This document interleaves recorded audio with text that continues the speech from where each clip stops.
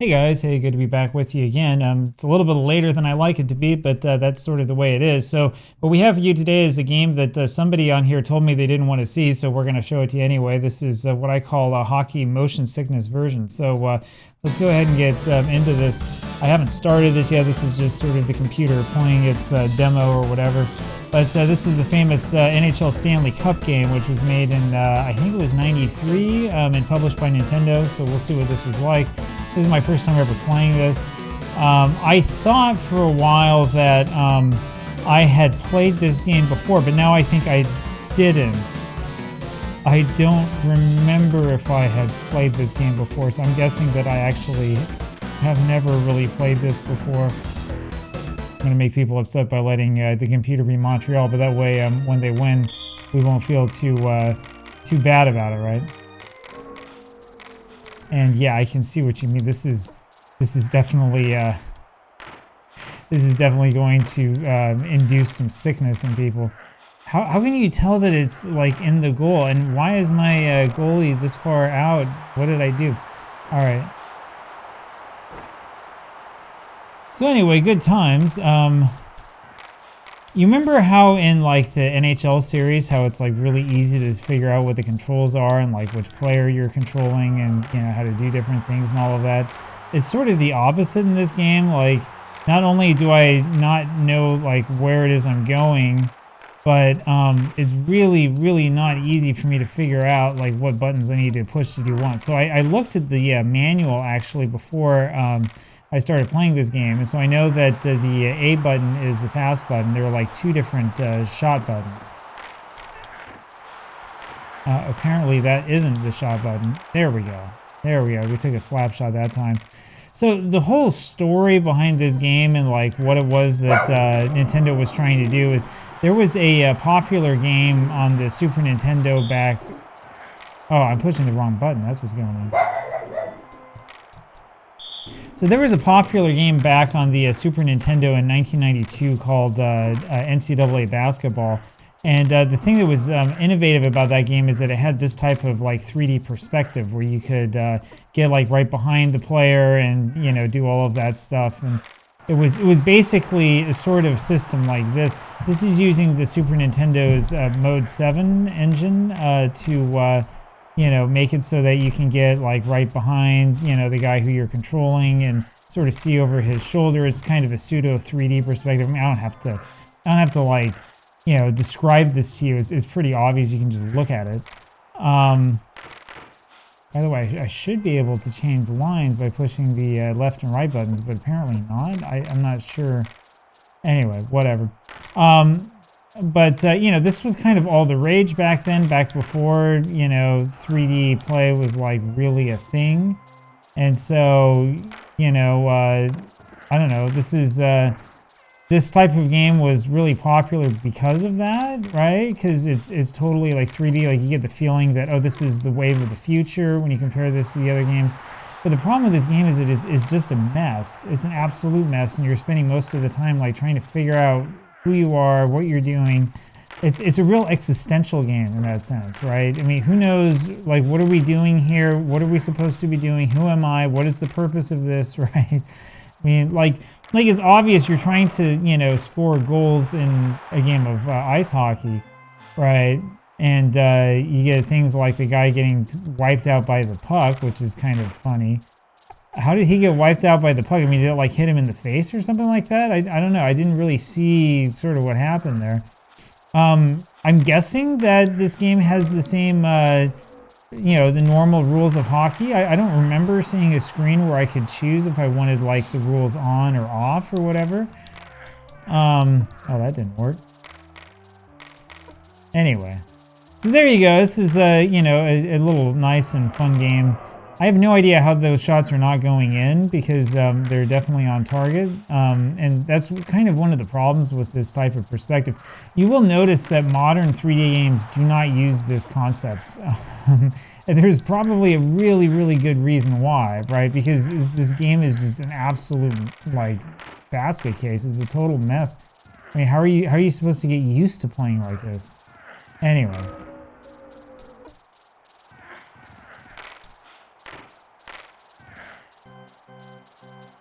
Anyway, so my apologies if you find yourself feeling nauseous while playing this, which I anticipate will be the case.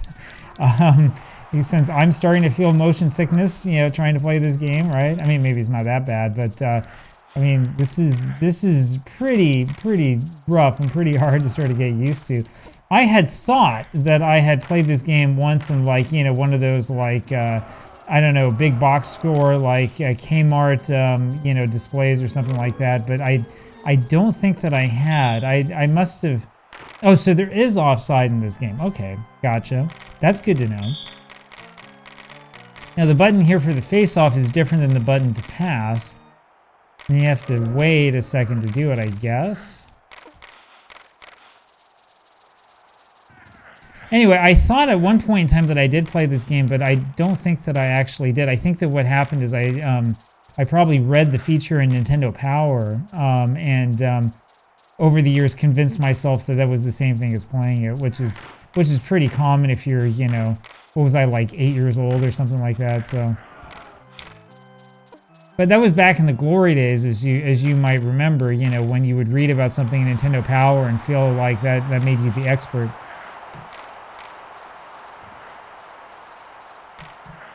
Anyway, I'm looking through this to try to figure out if there's a single advantage that this game has over the EA NHL series, but I can't come up with anything. It looks like it's just pretty much. I mean, it's not even like pretty much the same. It's a lot worse. That's what I'll say. All right. So let's see what we can, what the stats look like here. Well, this isn't very helpful. I want to see the team stats, not the individual player stats. This doesn't help me very much. Okay, so it doesn't show me that. Okay, well, whatever. Anyway, so good stuff. The interesting thing happening in the news now, as you probably have seen, is there's a lot of talk about the Trump administration getting involved in politics in Alberta.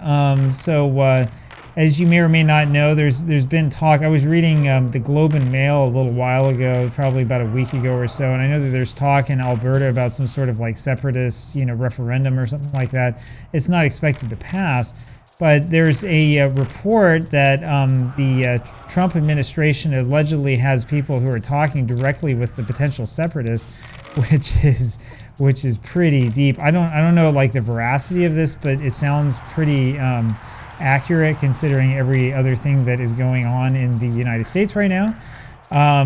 Anyway, I thought that this is pretty interesting stuff. So I think that I've mentioned this before, but I previously worked at the U.S. Embassy in Ottawa, and I know a thing or two about sort of the relationship between the United States and Canada. And, I don't know anything about what's happening right now or what to expect, but I can tell you that there's no better way to piss off our, Canadian allies than to start screwing around with, separatist movements and stuff like that, or to keep mentioning this idea of, like, chunks of Canada becoming part of the United States. I don't understand. I will put it to you this way, right? This is kind of what happens when you decide to have a big chunk of your government sort of like no longer be employed by the government for really arbitrary reasons. What happens is you wind up with people who are actually experts on certain subjects who could tell you, hey, that's a pretty bad idea, who no longer work for the government.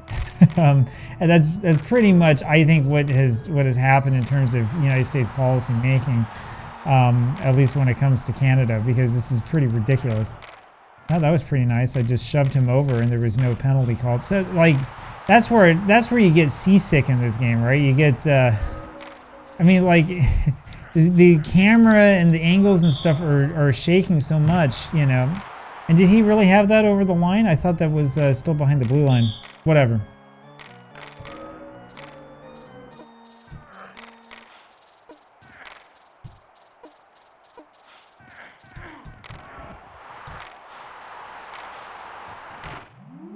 Okay, so I was trying to pass that off to the defenseman who was right in front of the goalie, and I didn't succeed in passing that off for some reason. I don't understand exactly what happened there. I mean, it's not like I was trying to pass it like down the ice and it just didn't work or something like that.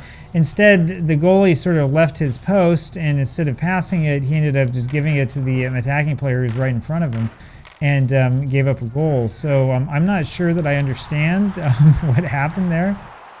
Anyway, however you're supposed to attack in this game is definitely not what I've been doing. My attempts at attacking have unfortunately been very, very futile here. The other thing is that when guys get hit and you try to get the puck off of them, the puck actually stays with them, which is causing me to suspect that the game is... Whoops, I keep hitting the dump it in button when I want to hit a slap shot. It causes me to suspect, though, that that like what's really going on with this game is... where is it? It's causing me to suspect that what's really going on is that like the puck, when a player controls it, the puck's kind of like stuck to the player. This is something that we usually talk about actually in soccer games being a problem. You see that in a lot of different soccer games, and even in something like Football Manager, you'll see it. Which is that, you know, the people who program it aren't thinking so much about the physics as much as they're just thinking about coming up with something that's easy to program and looks sort of convincing. So one of the things that makes the NHL series by EA so good is the fact that that doesn't happen, right? It actually matters, like if you have, you know, the side of your handed side, you know, where the puck is, where your stick is and stuff like that. But like in this game, it doesn't seem to really matter all that much at all. Anyway, maybe it does, and maybe it doesn't, and this is just user error on my part. That's always a possibility. But I'll tell you, it doesn't feel like it's a very well polished game, and it's too easy. The other problem is it's too easy for your goalie to get like way out of the zone. That shouldn't happen that easily. I mean, like basically when you switch over to him, I guess you're not supposed to hit the directional pad like at all.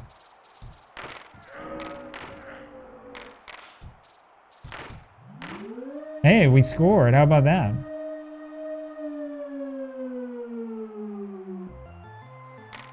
Well, anyway, so I guess that means that I'm figuring this game out little by little.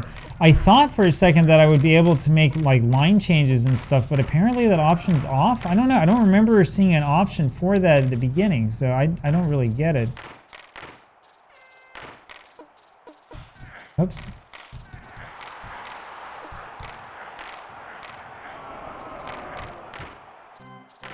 Anyway, I guess one of my points here is that, you know, the issues with this game are not just down to the, you know, vomit-inducing camera angle. There are a bunch of issues with the physics of this game as well. And I would argue that there are a lot more issues with the physics of this game than there were in the NCAA basketball game, which is not a perfect game, but it's a much better game than this. That's for sure. That game is... I don't know if I would necessarily say that that game is really a classic, but it feels a lot more stable than this one. This one feels like it really was sort of just like, I don't know, sort of kind of like slapped together by the programming team. Anyway, no penalties, so there you have it.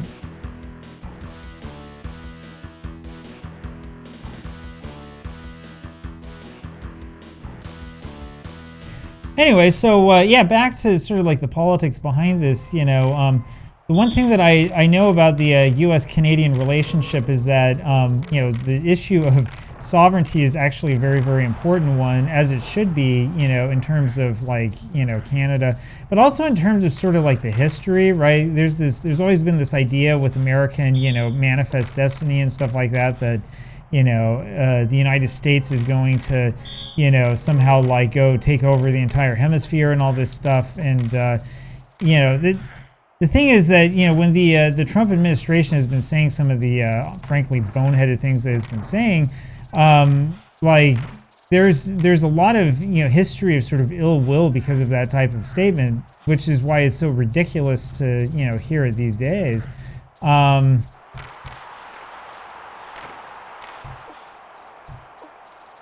Anyway, it's not, I guess what I want to say with that is that it's not necessarily something that just started with the current administration. There's been a lot of this over the years and really over the centuries when you look back. It's just that you know, right now it's starting to gain traction again because we have a certain you know, political movement in the United States that apparently, you know, is in favor of this sort of thing and sort of bringing all of this ugliness out and so on and so forth. So anyway, I don't know. We'll see what happens. I don't really want to talk necessarily too much about politics. Hey, we scored. How about that? We want to talk a little bit more about hockey. I had no idea that that was even going to go in. So you can go back and look at the replay on that one and see if you can even figure out what was happening. I'll tell you this too, in terms of the YouTube channel, I've been thinking for a while, you know, it'd be nice to make some shorts and stuff like that. I don't know, maybe I will just start making like some raw shorts. The thing is that, you know, you worry about, are you going to make shorts? Is YouTube going to say that, you know, you're using reused content if you just make raw gameplay shorts and stuff like that? I don't know. Shorts are, if you're not in the YouTube world, shorts are a really easy way on YouTube to get a lot of subscribers. Okay, you saw that, right? You saw that? Bro, why are you skating away from the puck? Go to the puck. Go to the puck. Don't just skate backwards. I don't know. I mean, maybe you like the EA NHL series, maybe you don't. I just know that I've never seen the goalie go out and join the attack like that in the EA series. That was hilarious. That was absolutely hilarious. That alone that's worth the price of admission, right? For that alone, you should be watching these videos. Anyway, what I wanted to say is I really should be looking for highlights after I make these videos and making like little shorts and things out of them and stuff like that, you know, so we can all enjoy them and remember the good times together. And it would help as well sort of with this channel. So the watch time of this channel actually is doing okay. It's sort of the subscribers right now that I'm looking to get. Now on YouTube, subscribers only really matter up to when you get to 1,000. After you get to 1,000, it doesn't, because 1,000 subscribers is required for monetization. But the thing about shorts is that if you can start getting like really good shorts and getting some traction with them, shorts are like a pretty easy way to make like easy advertiser money. I say this as someone with some experience in doing it. Right, like, so I don't know. There's some thought about, you know, maybe I should spend a little bit more time and start to come up with that. There's other thought about, you know, I don't know, maybe it's not really worth it. Yeah.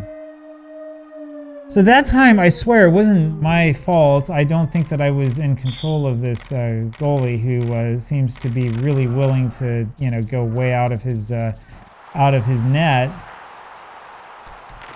There are some problems with this game, I'll tell you that. Like right there, I probably shouldn't be able to just, you know, skate right between defensemen like I'm parting the Red Sea, because that's exactly what happened. All right, here we go. Here we go.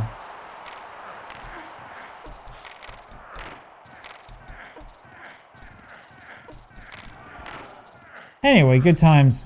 So yeah, we'll stay away from too much of the politics other than that if you're, ooh, there we go, slap shot. Other than that, saying that, you know, if you're Canadian, you're feeling really, really aggrieved by the things happening down south, don't feel too bad about that. This is a safe space for you, right? I feel exactly the same way. And I look at this and I'm thinking, what in the world are we doing? Why are we thinking this? You know, anyway. So it is. The other thing I want to talk about real quick is sort of what's coming up on the channel. So I'm probably going to do a video here. Hopefully I can make the script today. We'll see if I can actually get to it or not. I want to make a video about, you know, kind of the NHL and its failings in the United States and why it hasn't been bigger over the years. It's kind of an interesting topic because while, you know, the professional side of the sport has really always been Canadian, there also have been a number of American teams in the NHL over the years, including before the original 6 period. I suspect, though I don't know this for a fact yet at least, but I suspect that the insistence on going down to only 6 teams for 20-something years probably has something to do with the sport not being more popular in the United States. But I think that the bigger issue is has been the reluctance of American television stations to cover the NHL. And one of the things that I've realized as I've gone back and looked through the history is that, like, you would get, you know, Stanley Cup finals where maybe like a single game would be on. Maybe they'd have like the 7th game of a 7-game series, and that would end up being televised. Or for years there would be no Game 7, and so they wouldn't televise anything or whatever. The problem is that you're not going to get a meaningful 7th game of a series that's going to get a great audience if they don't really know the story behind it, and you can't really let your audience know the story if the audience isn't actually watching anything because you're not broadcasting it. So, I mean, in my opinion, when it comes to this stuff, I think that a big part of the problem is not that there's no market out there for hockey, but rather that nobody's ever really tried. Nobody's tried to create the market. And when it comes to YouTube, when it comes to television, just like YouTube, in a way you kind of have to create your own market. So anyway, that's sort of my theory right now. This is really going to drive me nuts, by the way. I would much rather see shots on goals and assists from a team standpoint than just looking at it from an individual standpoint. Kind of a pet peeve, but this doesn't tell me anything. We're going to tune into... Oh, thank you for tuning into the Nintendo Sports Network. So yes, thank you for tuning into the Nintendo Sports Network.